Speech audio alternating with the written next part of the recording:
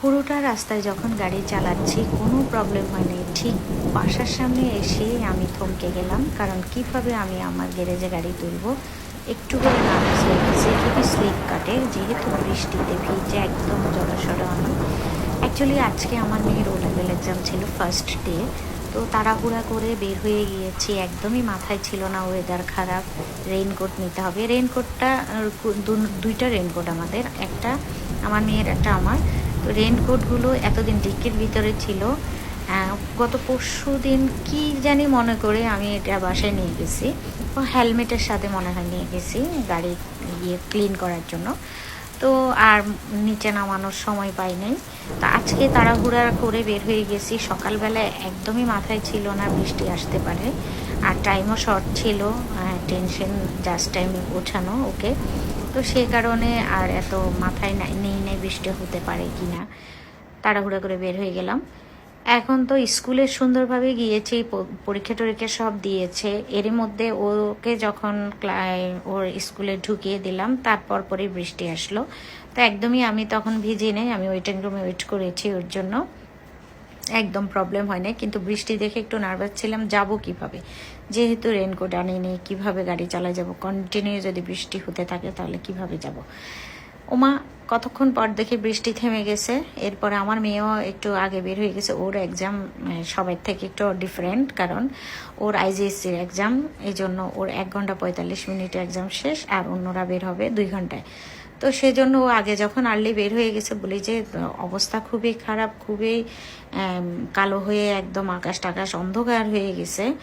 তো চিন্তা করলাম যে না, চলে যাই, বৃষ্টি আসলেই আসুক, ভিজে হলেও চলে যাব, কারণ যদি ওয়েদার বেশি খারাপ হয়ে যায় আমি গাড়ি আনতে পারবো না, কারণ পানি উঠে গেলে আমি গাড়ি কিভাবে বাসায় নিয়ে যাব। সেই কথা ভেবে তাড়াহুড়া করে মা মেয়ে দুজনেই বের হয়ে গেলাম।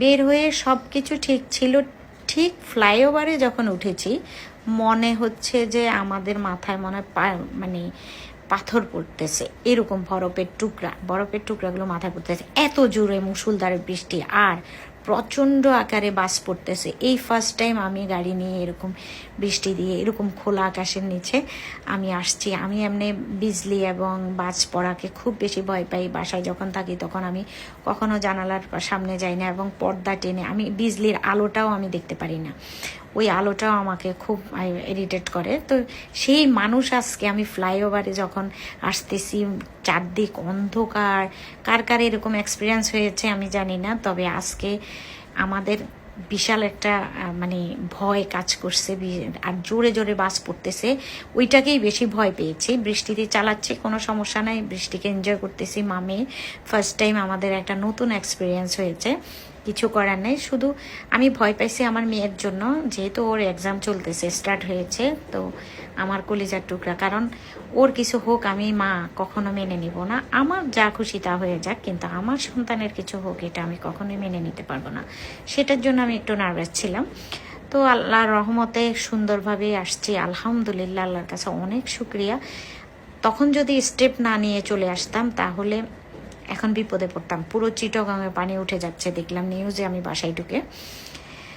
তো আল্লাহ যা করে ভালোর জন্যই করে, আল্লাহর উপরে যথেষ্ট বিশ্বাস আছে, এবং আল্লাহকে অনেক বিশ্বাস করি, কারণ একমাত্রই হলো আমার মানে সুন্দর জীবন, সুন্দর করার জন্য একমাত্র আল্লাহই যথেষ্ট। দেন বাসায় ঢুকে এখন এগুলো ফ্রেশ ট্রেশ করে নেব। আমার ওয়াচটাও ভিজে গেছে, পানি ঢুকে গেছে, আমার ব্যাগেও পানি ঢুকে গেছে। ভাগ্যিস আজকে বক্স ব্যাগ নিয়েছি, তো সেজন্য বেঁচে গেছে, না হলে অন্য ব্যাগ নিলে আজকে ভিজে টিজে এক হয়ে যেত। তো আমি অনেক এনজয় করেছি, তো ভালোই লাগলো, সুন্দর একটা এক্সপিরিয়েন্স হলো। তো সবাই আমাদের জন্য দোয়া করবেন, আমরা যেন সুস্থভাবে থাকতে পারি। আল্লাহ হাফেজ।